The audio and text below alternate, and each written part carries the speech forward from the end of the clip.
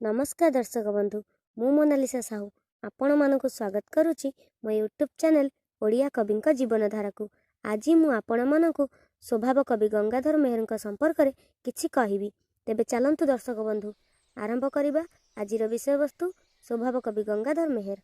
स्वभाव कवि गंगाधर मेहर 1862 ख्रीष्टाब्द अगस्ट 9 तारिख श्रावण पूर्णिमा तिथि रे संबलपुर जिलार बरपाली ठारे एक तंतुबाय भूलिया परिवार रे जन्मग्रहण करथिले।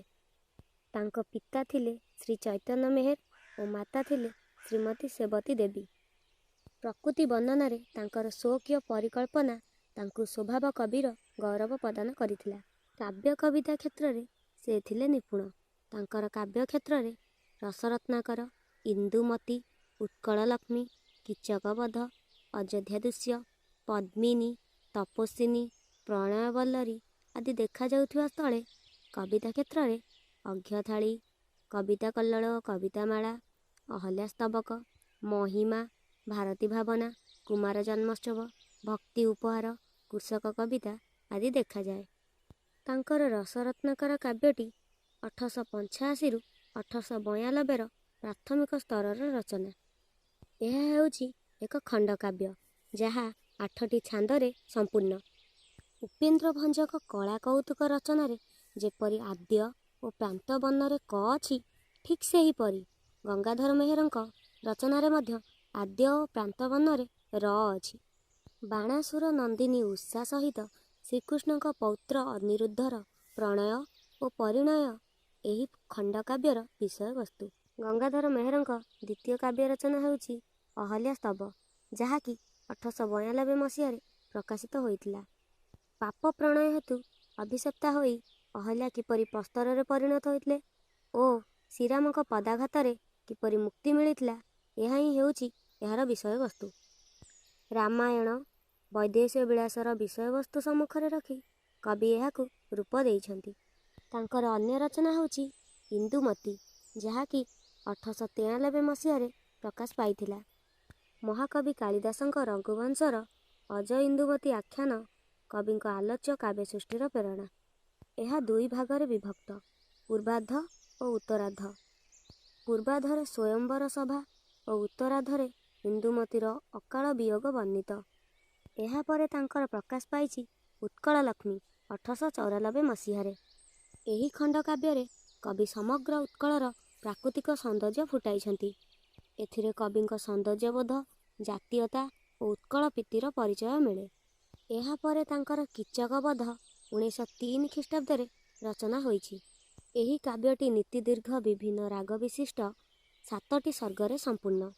एहार कथावस्तु कवि सारला महाभारतर विराट पर्वरु संग्रह करिछंती। यह परे तांकर अयोध्या दृश्य 1910 मसीह प्रकाश पाइछि। एही खंडकाव्यटीरे मर्यादा पुरुषोत्तम श्रीरामचंद्रଙ୍କ वनगमन ठारू अयोध्या प्रत्यावर्तन पर्यंत अयोध्यार दृश्य वर्णित। यह 3टी सर्गरे संपूर्ण और आमूलचूल चतुर्दशाक्षरी वृत्तरे रचित। यह परे तांकर पद्मिनी काव्य 1911 प्रकाश पाइछि। एही काव्य किंतु असंपूर्ण रही जाइछि। इतिहास प्रसिद्ध वीरांगना पद्मिनीक कहानी एथिरे वर्णित। यह परे तांकर प्रकाश पाइछि तपस्विनी काव्य जहाँकि 1912 ख्रीष्टाब्द रचना करा जाइछि। कवि रामायणर उत्तराकांडर अनुसरण रे एही रचना करिछंती। रघुवंश, उत्तर रामचरित, दांडी रामायण द्वारा प्रभावित बोली मने हुए। यह 11टी सर्ग विशिष्ट। एही काव्यटीरे वाल्मीकि ऋषिଙ୍କ आश्रम रे सीताଙ୍କ करुण वनवास और सन्यासिनी जीवन यापन किपरि होइछि ताहा वर्णना करा जाइछि। यह परे तांकर प्रकाश पाइछि प्रणय वल्लरी 1915 मसीह। ताहा कालिदासଙ୍କ अभिज्ञान शकुंतलम नाटकर अनुसरण रे लिखित। कणमुनिଙ୍କ पालिता कन्या होछि शकुंतला जार प्रणय घटिछि दुष्मन्तक सहित। यह एक प्रणय भित्तिक काव्य। एही काव्यटी 7टी सर्गरे विभक्त और समग्र काव्यटी बंगाळासी रागरे रचित। यह परे तांकर अघ्यथाली कविताटी 1919 रे प्रकाश पाइछि। एथिरे कविଙ୍କର व्यक्तित्व और कवित्वर दृष्टांत मिले। यह परे तांकर प्रकाश पाइछि भारती भावना 1923 मसीह। ଏହା 17ଟି ପଦର ସମାହାର। କିଶୋରୀ ରାଧା ଓ ଗୋପୀମାନେ ଶ୍ରୀକୃଷ୍ଣଙ୍କୁ କରିଥିବା ସ୍ନେହପୂର୍ଣ୍ଣ ଏଠାରେ ତିରସ୍କାର ସ୍ଥାନିତ। ଏହାପରେ ସେହି 1923 ମସିହାରେ ପ୍ରକାଶ ପାଇଛି କଲ୍ଲୋଳ ଓ କବିତାମାଳା। କବିଙ୍କ ମଧୁର କଳ୍ପନାରେ ଏହା ପୃଷ୍ଟ।